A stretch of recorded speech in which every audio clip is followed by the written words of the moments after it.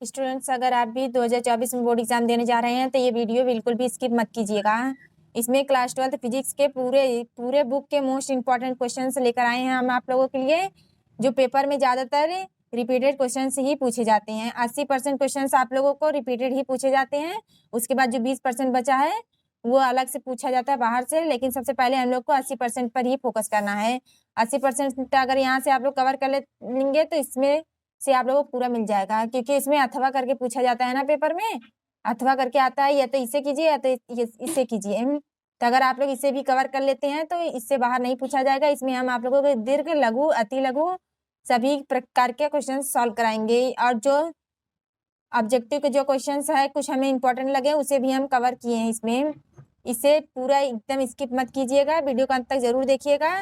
तो चलिए इसमें क्वेश्चंस देखते हैं। पहला क्वेश्चन दिया गया है, किसी विद्युत द्विध्रुव के कारण अच्छी स्थिति अनुदैर्ध्य स्थिति में किसी बिंदु पर विद्युत क्षेत्र की तीव्रता का व्यंजक प्राप्त कीजिए। ये दीर्घ में पूछा गया था। और किसी विद्युत द्विध्रुव के कारण निरक्षीय या अनुप्रस्थ स्थिति में किसी बिंदु पर विद्युत क्षेत्र की तीव्रता का व्यंजक निकालना। इसमें से आप लोगों को दोनों में से एक ही देखने को मिलेगा, ये नहीं कि ये भी आ जाए पेपर में ये भी आ जाए। दोनों में से अगर आएगा तो एक ही आएगा।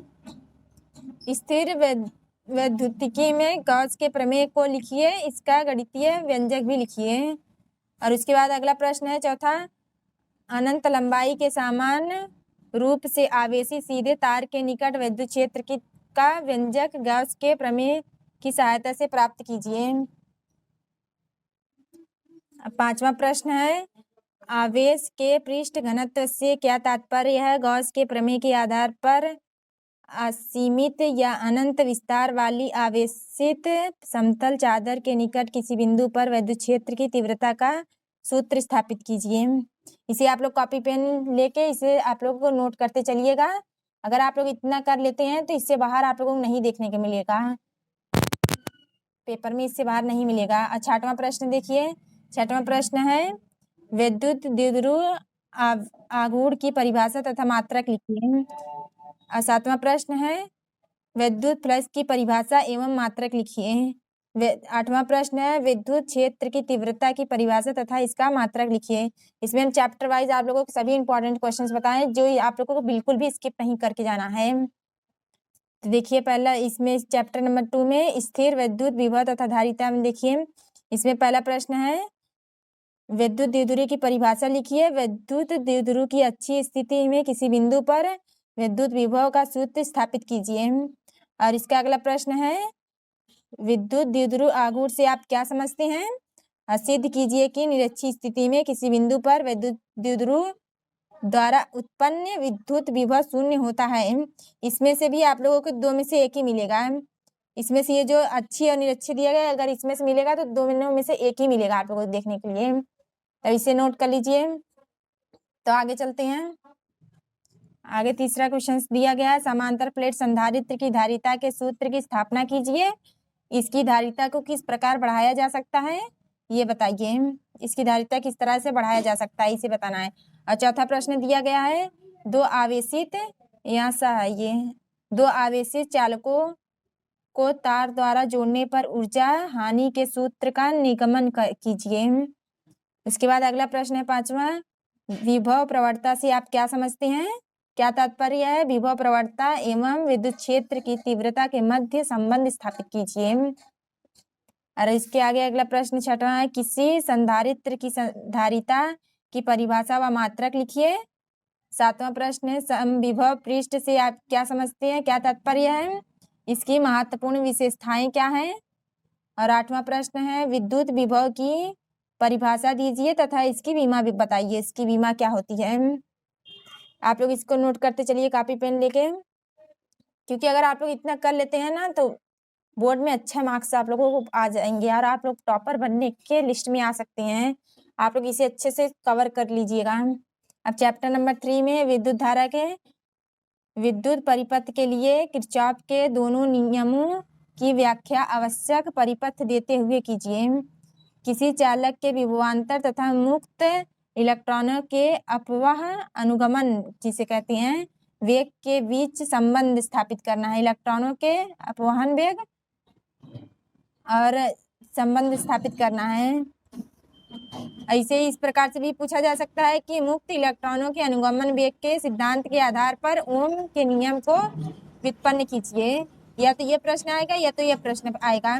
ये प्रश्न 2019 और 20 में ये इस प्रकार से पूछा गया था, और उससे पहले और अब जो पूछा जा रहा है इस प्रकार से पूछा जा रहा है। और इसमें तीसरा प्रश्न है दिया गया है, किरचॉफ के विद्युत परिपथ संबंधित नियमों की सहायता से किसी व्हीटस्टोन सेतु की संतुलित होने का सूत्र P/Q बराबर R/S व्युत्पादित कीजिए जहां संकेतों का अर्थ सामान्य है। उसके बाद चौथा प्रश्न है, विभव मापी का सिद्धांत समझाइए। इसकी सुग्राहिता किस प्रकार बढ़ाई जा सकती है और घटाई जा सकती है, ये दोनों आप लोग कर लीजिएगा। और उसके बाद पांचवा प्रश्न है, मुक्त इलेक्ट्रॉनों के अनुसार वेग से क्या तात्पर्य है? अनुगमन वेग व धारा घनत्व के बीच संबंध स्थापित कीजिए। प्रयुक्त संकेतों का अर्थ सामान्य रहेगा। जो संकेत इसमें प्रयोग किया जाएगा उसका अर्थ सामान्य रहेगा, कोई विशेष अर्थ नहीं रहेगा। तो उसके बाद छठा प्रश्न है अगला, धारा घनत्व, विशिष्ट चालकता तथा विद्युत क्षेत्र से संबंध का सूत्र लिखिए। उसके बाद सातवां प्रश्न है, आवेशवाहक की गतिशीलता की परिभाषा तथा मात्रक लिखिए। सिद्ध कीजिए कि इलेक्ट्रॉन की गतिशीलता म्यू बराबर J/N E और कैपिटल ई, जहाँ चिन्हों का सामान्य अर्थ है। तो आगे पेज पे देखिए अगला प्रश्न। देखिए अगला प्रश्न आठवां है, विभव मापी की सुग्राहिता से क्या तात्पर्य है? ये अति लघु में पूछा जाता है। ये क्वेश्चन नंबर 9 है। सेल के आंतरिक प्रतिरोध से आप क्या समझते हैं? स्मॉल आर जो रहता है उससे आप क्या समझते हैं?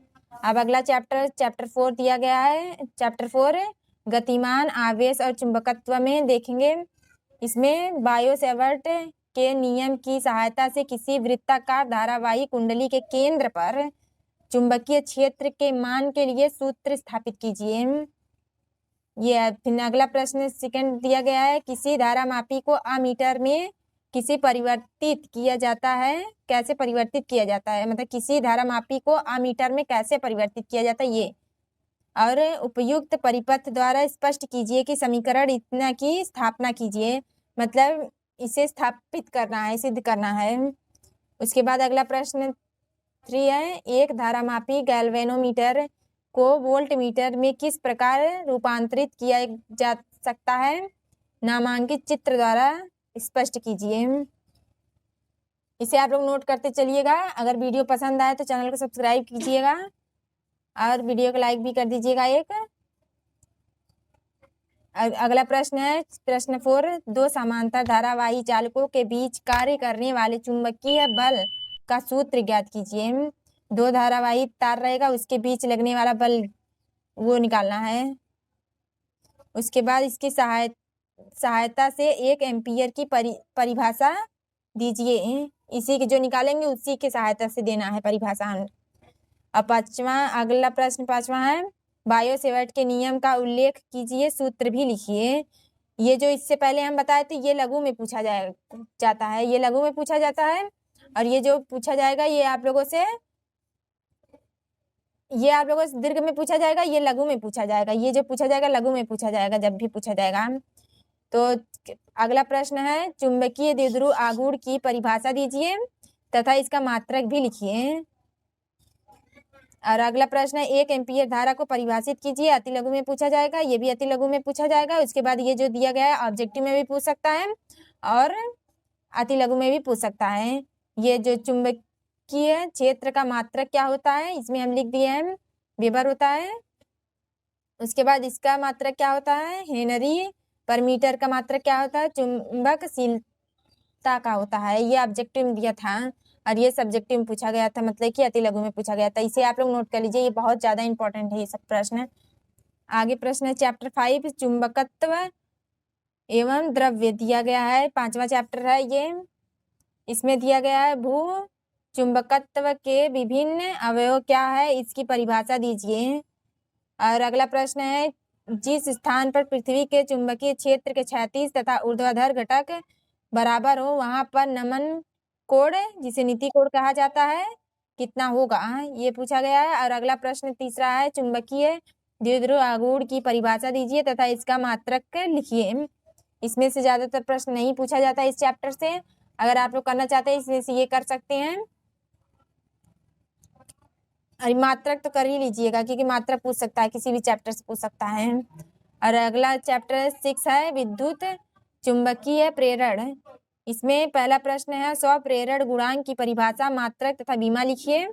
और इसके बाद अगला प्रश्न दिया गया है, फैराडे के विद्युत चुंबकीय प्रेरण संबंधित नियमों का उल्लेख समझाते हुए कीजिए। उसके बाद तीसरा प्रश्न दिया गया है, इसमें तीसरा प्रश्न दिया गया, लेंज का नियम क्या है तथा यह किस राशि के संरक्षण पर आधारित है। और चौथा प्रश्न दिया गया है, स्वप्रेरण को समझाइए, उदाहरण भी लिखिए। और अगला प्रश्न है, अन्योन्य प्रेरण गुणांक की बीमा लिखिए। और इसके बाद इसका भी बीमा लिख लीजिएगा आप लोग, चुंबकीय फ्लक्स और L/R की बीमा, ये आप लोग कर लीजिएगा। ये एक ही प्रश्न था, उसके बाद ये दोनों हमें इम्पोर्टेंट लगा तो इसे भी हम नोट कर दिए इसमें। अगर आप लोग इतना भी कर लेते हैं, आप लोग को पेपर में बहुत अच्छे मार्क्स आएंगे, आप लोग टॉपर के लिस्ट में भी आ सकते हैं। चैप्टर 7 दिया गया है प्रत्यावर्ती धारा। इसमें पहला प्रश्न दिया गया, सिद्ध कीजिए कि परिपथ की प्रतिबाधा Z बराबर इतना होता है तथा tan phi बराबर इतना होता है, जहाँ phi धारा तथा वोल्टेज के बीच का कलांतर है। या फिर इस प्रकार से ये प्रश्न पूछा जा सकता है कि एक प्रत्यावर्ती धारा परिपथ में प्रेरकत्व L, धारिता C तथा प्रतिरोध R श्रेणी क्रम में जुड़े हैं, परिपथ की प्रतिबाधा तथा कलांतर के लिए व्यंजक प्राप्त कीजिए। उसके बाद अगला प्रश्न दिया गया है, सेकंड ट्रांसफार्मर का सिद्धांत समझाइए, ऊंचाई तथा अपचाई ट्रांसफार्मर को स्पष्ट कीजिए। और चित्र भी ट्रांसफार्मर के आप लोगों को बनाने के लिए पूछ लेता है कई बार। प्रत्यावर्ती, अगला प्रश्न दिया गया तीसरा, प्रत्यावर्ती धारा के वर्ग माध्य मूल मान से क्या तात्पर्य है। प्रत्यावर्ती धारा के वर्ग माध्य मूल मान का व्यंजक प्राप्त कीजिए। इतना नोट करते चलिएगा आप लोग। और वीडियो पसंद आए तो चैनल को सब्सक्राइब कीजिएगा और वीडियो को लाइक भी कर दीजिएगा। अब आगे प्रश्न देखिए, हम आप लोगों के सभी चैप्टर के लिख के लेकर आए हैं, सभी चैप्टर के 5 से 6 सालों के पेपर का एनालाइज करके बनाए हैं ये। इस क्वेश्चन नंबर 4 दिया गया है, विद्युत अनुनाद किसे कहते हैं। श्रेणी अनुनाद परिपथ की सहायता से अनुनादी आवृत्ति के लिए व्यंजक प्राप्त कीजिए। अगला प्रश्न है, RC की बीमा क्या है। R प्रतिरोध तथा C धारिता है जहाँ पे। उसके बाद अगला प्रश्न है, किसी प्रत्यावर्ती धारा परिपथ में औसत शक्ति क्षय का व्यंजक लिखिए। उसके बाद अब आगे चैप्टर देखिए, चैप्टर नंबर 8 विद्युत चुंबकीय तरंगे। विद्युत चुंबक प्रश्न इसमें पहला दिया गया है, विद्युत चुंबकीय तरंगे क्या है। उसके बाद अगला प्रश्न है, विद्युत चुंबकीय तरंगों के 4 विशिष्ट गुणों या अभिलक्षणों को बताइए। उसके बाद अगला प्रश्न है, इसमें विद्युत चुंबकीय स्पेक्ट्रम में सबसे अधिक और सबसे कम तरंगदैर्ध्य की तरंगों के नाम लिखिए। उसके बाद एप्सिलॉन नॉट म्यू नॉट की बीमा के सूत्र कर लीजिएगा और इसका संबंध भी कर लीजिएगा। मतलब कि जो संबंध होता है 1/रूट में एप्सिलॉन नॉट म्यू नॉट होता है, ये भी कई बार पेपर में पूछा गया है, इसी किस प्रकार से ये आया है, लघु में पूछा जाता है, तो आप लोग को कवर कर लीजिएगा। तो देखिए अब चैप्टर नंबर 9 किरण प्रकाशिकी एवं प्रकाशिकी यंत्र पार्ट सेकंड का है।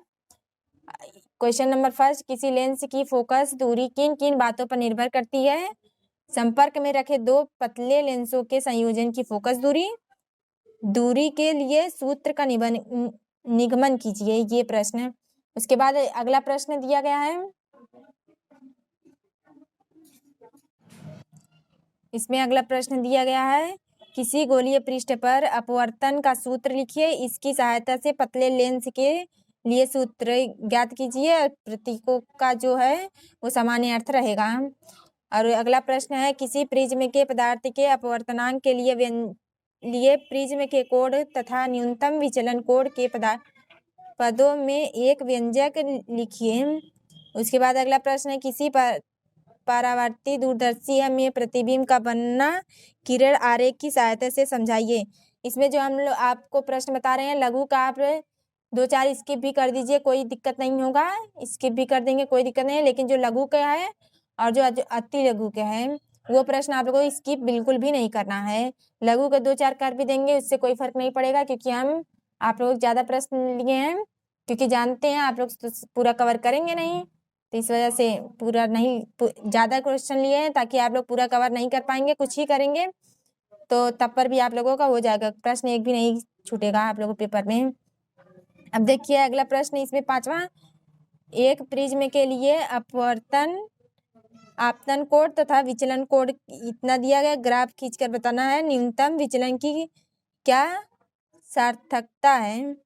छठा प्रश्न है, किसी प्रिज्म के पदार्थ की वर्ण विक्षेपण क्षमता की परिभाषा दीजिए, अति लघु में पूछा गया है।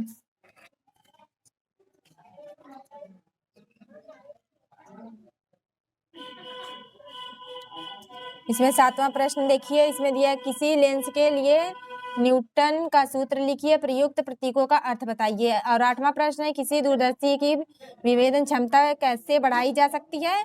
अब चैप्टर नंबर 10 देखिए, तरंग प्रकाशिकी। इसमें से आप लोग प्रश्न नंबर फर्स्ट दिया गया, हाइगेंस के द्वितीयक तरंगिकाओं के सिद्धांत के आधार पर प्रकाश के तरंगों के अपवर्तनांक की व्याख्या कीजिए तथा स्नेल के नियम का निगमन कीजिए।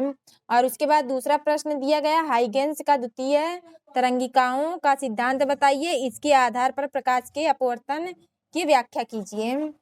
और तीसरा प्रश्न इसमें दिया गया है, देखिए अब आप लोगों को अच्छे दिख रहा होगा, प्रश्न 3 दिया गया है, हाइगेंस की द्वितीय तरंगिकाओं के सिद्धांत द्वारा तरंगों के परावर्तन की व्याख्या कीजिए तथा परावर्तन के नियमों को सिद्ध कीजिए। और चौथा प्रश्न दिया गया है, यंग के व्यतिकरण प्रयोग में दो समांतर स्लिटों के बीच की दूरी d तथा उनसे प्रत्येक की दूरी कैपिटल D है। यदि प्रकाश की तरंगदैर्घ्य लैम्डा हो तो पर्दे पर केंद्रीय प्रिज्म से NV दीप्त फ्रिंज की दूरी तथा फ्रिंज की चौड़ाई का सूत्र प्राप्त कीजिए। और 5वां प्रश्न दिया गया है, कला संबंध स्रोतों से आप क्या समझते हैं। और 6ठा प्रश्न दिया गया, प्रकाश के व्यतिकरण से क्या तात्पर्य है। प्रकाश के व्यतिकरण के लिए आवश्यक शर्तों का उल्लेख कीजिए। उसके बाद अगला प्रश्न है, तरंगाग्र किसे कहते हैं। 8वां प्रश्न है, ध्रुवण कोण से क्या तात्पर्य है। 9वां प्रश्न है, द्वि अपवर्तन से क्या तात्पर्य है। चैप्टर नंबर 11 देखिए, इसमें दिया गया है विकिरण तथा द्रव्य के द्वैत प्रकृतिक। इसमें ये प्रश्न देखिए, प्रकाश विद्युत प्रभाव क्या है। आइंस्टीन ने प्रकाश विद्युत प्रभाव उत्सर्जन की व्याख्या कैसे की। इस प्रकार से पूछा जा सकता है, नहीं तो आइंस्टीन के जो सूत्र है वो देके आप लोगों से पूछा जा सकता है इसमें। अब क्वेश्चन 2 देखिए, अगला प्रश्न, प्रकाश से विद्युत प्रभाव संबंधित आइंस्टीन समीकरण स्थापित कीजिए। ये आप लोगों से लघु में पूछा जा सकता है। आगे प्रश्न देखिए, कंप्लीट फिजिक्स हम आप लोगों के लिए लेकर आए हैं, ऐसा आप लोग शायद ही दिखे होंगे कहीं पे। क्वेश्चन नंबर 3 दिया गया, क्वांटम मॉडल के आधार पर प्रकाश विद्युत प्रभाव की व्याख्या कीजिए तथा आइंस्टीन का प्रकाश विद्युत समीकरण लिखिए। अब अगला प्रश्न देखिए, प्रश्न नंबर 4, द्रव्य तरंगे क्या है। दी ब्रगली तरंगदैर्घ्य के सूत्र का निगमन कीजिए। अगला प्रश्न है, प्रकाश विद्युत प्रभाव में देहली आवृत्ति से क्या तात्पर्य है। प्रश्न नंबर 6 दिया गया है, कार्य फलन से क्या तात्पर्य है, क्या समझते हैं आप। अच्छा, 7वां प्रश्न है, प्रयुक्त संकेतों को समझाते हुए आइंस्टीन का प्रकाश विद्युत समीकरण लिखिए। उसके बाद चैप्टर 12 दिया गया, परमाणु। फर्स्ट, हाइड्रोजन परमाणु के लिए बोर का मॉडल समझाइए। इसमें NV स्थायी कक्षा में इलेक्ट्रॉन की ऊर्जा का सूत्र लिखिए। इसमें अगला प्रश्न है, हाइड्रोजन परमाणु की आयनन ऊर्जा कितना होता है, मतलब कि ये होता है, आप लोग इतना कर लीजिएगा। इसमें से ये प्रश्न 2 बहुत ज़्यादा इंपॉर्टेंट है, तभी हम इसे नोट किए हैं। और इसमें नाभिक चैप्टर में देखिए, चैप्टर 13 में नाभिक समस्थानिक, संभारिक एवं समन्यूट्रॉनिक का अर्थ एक एक उदाहरण देके समझाइए, और इसमें के अंतर भी पूछा जाता है। कई बार अंतर भी करके पूछ लिया गया है, और इसकी परिभाषा और अर्थ समझाते हुए उदाहरण भी आप लोगों को देना रहेगा। और उसके बाद अगला प्रश्न है, नाभिकीय विखंडन तथा नाभिकीय संलयन में अंतर बताइए और एक उदाहरण भी दीजिए। इसकी परिभाषा भी पूछा जाता है और इसका अंतर भी पूछा जाता है, तो आप लोग कर लीजिएगा। और इसका क्वेश्चन नंबर 3 दिया गया, अर्ध आयु और क्षय नियतांक से संबंधित संबंध स्थापित कीजिए। अर्ध आयु और क्षय नियतांक में संबंध स्थापित कीजिए। तो बस आप लोग इसे कॉपी में नोट कर लीजिएगा, और वीडियो कैसा लगा कमेंट करके बताइएगा। और चैनल पर नए आए हैं तो चैनल को सब्सक्राइब कीजिएगा और अपने फ्रेंड्स के साथ शेयर जरूर कीजिएगा। ऐसे ही अगर वीडियो आप लोगों को चाहिए इंपॉर्टेंट्स के, तो आप लोग कमेंट कर दीजिएगा, हम आप लोगों के लिए लेकर आएंगे सभी सब्जेक्ट के। अगर आप लोगों को अच्छा लगे तो थैंक्स फॉर वाचिंग, देखने के लिए धन्यवाद आप लोगों का।